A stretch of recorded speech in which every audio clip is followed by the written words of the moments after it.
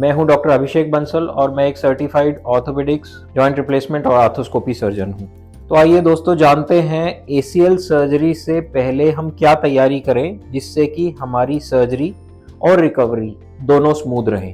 दोस्तों अगर ACL surgery से पहले की बात करें तो हमें ये याद रखना है कि कुछ चीज़ें या कुछ गोल्स हमारे बिल्कुल क्लियर होने चाहिए जिससे कि हमारी सर्जरी और सर्जरी के बाद होने वाली रिकवरी फास्टर हो। उनमें से सबसे पहला है रिड्यूस इन्फ्लेमेशन। अगर फ्रेश चोट लगी है तो पहला मकसद होना चाहिए कि जो सूजन आ गई है, जो रेडनेस है या जो वार्मथ है, उसको कम की जाए ताकि इन्फ्लेमेशन जैसे कम हो उससे हीलिंग और रिकवरी होनी शुरू हो। दूसरा है रिड्यूस पेन। रिड्यूस पेन मतलब कि दर्द कम हो। दर्द कम होगा तो आप एक्सरसाइज अच्छा कर पाएंगे, एक्सरसाइज अच्छा कर पाएंगे तो आपकी रिकवरी फास्टर होगी। तीसरा है strengthening and gaining back the control of the muscles. दरअसल किसी भी जोड़ में जब चोट लगती है, चाहे वो एसीएल टीयर है, चाहे वो मेनिस्कस टीयर है, चाहे कंधे में चोट है, जब चोट लगती है तो नेचुरल सी बात है वहां दर्द और सूजन की वजह से आसपास की मांसपेशियां कम काम करती हैं। हम उस जॉइंट को कम चलाते हैं जिससे कि मांसपेशियां कमजोर हो जाती हैं और उनकी कंट्रोलिंग पावर यानी कि जोड़ को कंट्रोल करके चलाने की क्षमता जो है वो कम हो जाती है।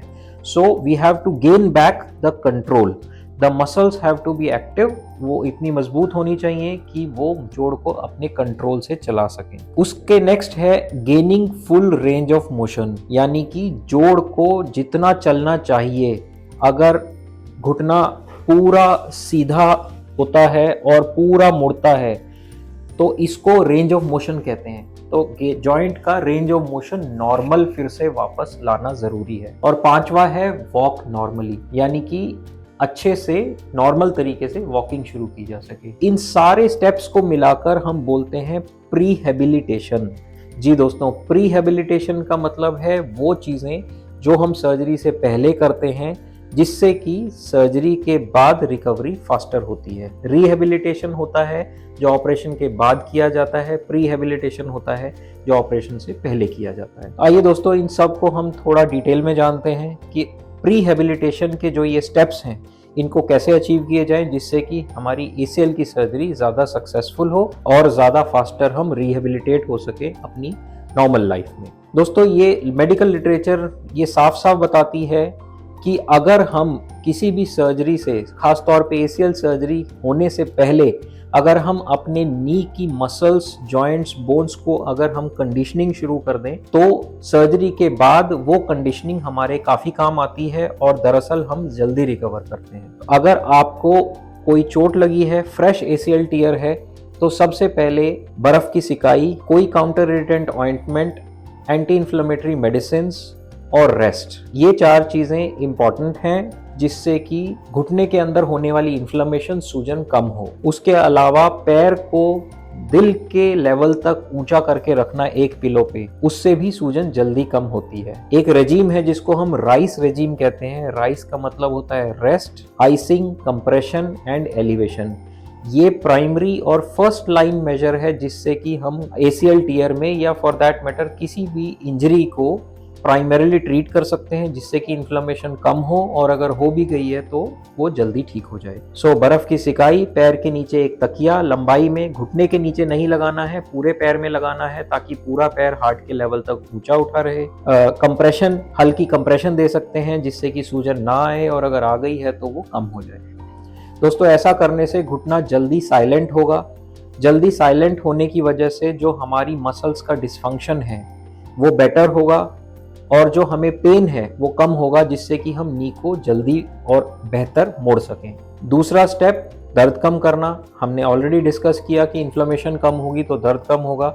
उसके अलावा कुछ एंटी इन्फ्लेमेटरी मेडिसिन जिससे कि दर्द और सूजन कम हो वो भी हेल्प करती हैं। तीसरा है ऐसे स्टेप्स लेना जिससे कि जोड़ के अंदर फर्दर डैमेज ना हो, जैसे कि क्रचेस का इस्तेमाल करना या वॉकर का इस्तेमाल करना जिससे कि जोड़ के ऊपर अनड्यू प्रेशर ना आए। क्योंकि अगर आप ऑलरेडी एमआरआई करा चुके हैं तो आपको पता होगा कि खाली एसीएल टूटा है या और भी कुछ साथ में इंजरी हुई है, लेकिन अगर आपको इंजरी पिछले 1-2 दिन में ही हुई है, अभी तक आपने कोई एक्सरे या एमआरआई नहीं कराया या किसी डॉक्टर को नहीं दिखाया, तो it is always better to be careful. आप पैर पर या घुटने पर अनड्यू प्रेशर नहीं डालिए। वॉकर की हेल्प से या क्रचेज़ की हेल्प से नॉन वेट बेयरिंग रहिए जब तक कि एक प्रॉपर डायग्नोसिस नहीं बन जाता, क्योंकि बहुत बार ऐसा देखा गया है कि एसीएल टियर्स खाली आइसोलेटेड नहीं होते, उनके साथ मेनिस्कस इंजरीज या बोन फ्रैक्चर्स भी हो सकते हैं। तो दोस्तों ये भी एक तरीका है जिससे कि हम जोड़ को फर्दर डैमेज होने से रोक सकते हैं। एक बार जब दर्द और सूजन कम हो जाए तो हम जेंटल नी की एक्सरसाइजेज शुरू करते हैं। एक्सरसाइजेज की अगर मोटे से तौर पे मैं बात करूं तो आइसोमेट्रिक या आइसोटोनिक दो तरह की एक्सरसाइजेज होती हैं। डिटेल में हम एक और वीडियो में बात करेंगे, लेकिन मोटे तौर पे अगर दोनों में डिफरेंस देखें तो आइसोमेट्रिक एक्सरसाइजेज वो होती हैं, मान लीजिए हमें घुटने की आइसोमेट्रिक एक्सरसाइज करनी है तो उसके लिए आप एक टॉवल का रोल एंकल के नीचे लगाकर और घुटने को सीधा दबाने की कोशिश कीजिए, जिससे कि क्वाड्रिसेप्स मसल्स और हैमस्ट्रिंग मसल्स यानी हमारे घुटने की मांसपेशियां तो काम करें लेकिन नी के ऊपर अनड्यू प्रेशर ना आए। जैसे जैसे दर्द और सूजन कम होगी तो हमें घुटना मोड़ना शुरू करना है। दरअसल अगर घुटने को मोड़ने और सीधे करने की बात करें तो सीधा करना ज़्यादा ज़रूरी है एज कम्पेयर टू मोड़ना, क्योंकि अल्टीमेट हमारा अच्छी वॉकिंग का एम और पेन फ्री वॉकिंग का एम यही होता है। दरअसल जिन मसल्स को ग्रेविटी हेल्प करती है, यानी जैसे घुटना मोड़ना है, उसको ग्रेविटी नेचुरली हेल्प करती है। तो एक नेचुरल सी टेंडेंसी होती है कि मोड़ के रखने की, कि घुटने में दर्द हो रहा है तो हल्का सा मोड़ के रखता हूँ मैं। घुटने के नीचे पिलो लगा लेते हैं कुछ लोग, जिससे घुटना थोड़ा मुड़ा रहता है, उससे दर्द में आराम मिलता है, पर ऐसा नहीं करना है। अगर हम लंबे समय तक घुटने को मोड़ के रखेंगे तो घुटना वापस सीधा करना मुश्किल हो जाएगा। तो कुल मिला के दोस्तों, एक बार दर्द और सूजन कम हो जाए तो हमें नी की जेंटल एक्सरसाइजेज शुरू करनी है, जिससे कि हमारा नी फुल रेंज ऑफ मोशन में चलने लगे। इसके साथ साथ हमें मसल स्ट्रेंथनिंग एक्सरसाइजेज करनी होती है। दोस्तों मसल स्ट्रेंथनिंग एक्सरसाइजेज के लिए या तो आप किसी घर के आसपास कोई ट्रेन फिजियोथेरेपिस्ट से कांटेक्ट कर सकते हैं, या आप खुद भी बेसिक एक्सरसाइजेज कर सकते हैं, जिससे कि नी में पेन एग्रेवेशन ना हो लेकिन नी की सारी मसल्स काम करें।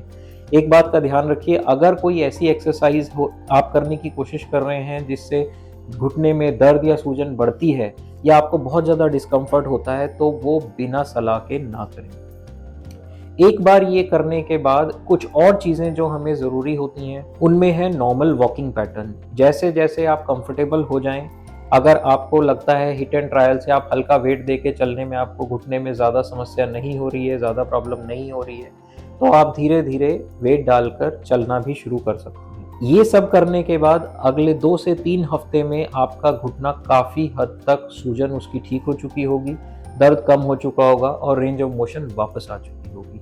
इसके साथ साथ जो मसल्स इनएक्टिव हो चुकी होती हैं इंजरी के बाद, वो धीरे धीरे काम करने लगती हैं। एक बात का बहुत ध्यान रखिए दोस्तों कि जितनी स्ट्रॉन्ग और एक्टिव मसल्स हमारी सर्जरी से पहले होंगी, उतना ही सर्जरी के बाद रिहेबिलिटेशन ईजी होगा और जल्दी होगा। एक और प्रोसेस जो आप कर सकते हैं वो है कि ऑपरेशन के बाद जो एक्सरसाइजेज आपको करने के लिए कही जाएं, वो आप दरअसल प्री ऑपरेटिव फेज से ही शुरू कर दें। अगेन, क्योंकि ऐसा पाया गया है कि जब हम किसी पर्टिकुलर जोड़ की कुछ पर्टिकुलर तरह की एक्सरसाइजेज करते हैं कुछ दिनों तक, तो हमारे ब्रेन में कुछ ऐसे सर्किट्स डेवलप हो जाते हैं जो कि हमें वो एक्सरसाइज करना हमारे लिए सब्सिक्वेंट डेज में आसान कर देते हैं। तो अगर जो एक्सरसाइजेज हम ऑपरेशन के बाद करने वाले हैं, अगर हम पहले ही शुरू कर दें, तो हम वो एक्सरसाइजेज ऑपरेशन के बाद ज़्यादा अच्छे से कर सकते हैं और रिकवरी ज़्यादा फास्टर हो सकती है। दोस्तों इसके अलावा कुछ और जनरल टिप्स जो आप ACL की सर्जरी से पहले करेंगे तो अच्छा रहेगा। उसमें से कुछ टिप्स हैं ACL सर्जरी के बारे में, उसकी रिहेबिलिटेशन के बारे में आप पढ़िए। मार्केट में बहुत सारी बुक्स अवेलेबल हैं, ऑनलाइन बहुत सारे मटेरियल अवेलेबल हैं। हम भी time to time videos upload करते रहते हैं रिकवरी प्रोसेस के, अलग अलग प्रोसीजर्स के, आप वो भी देख सकते हैं। घर में कुछ ऐसे चेंजेस करना इम्पॉर्टेंट है सर्जरी से पहले जो कि आपको सर्जरी के बाद आपकी लाइफ ईजी कर दे। जैसे कि घर में अगर कोई लूज़ कारपेट्स या लूज़ रग्स पड़े हैं जिसमें आप अटक कर गिर सकते हैं, वो आप हटा दीजिए।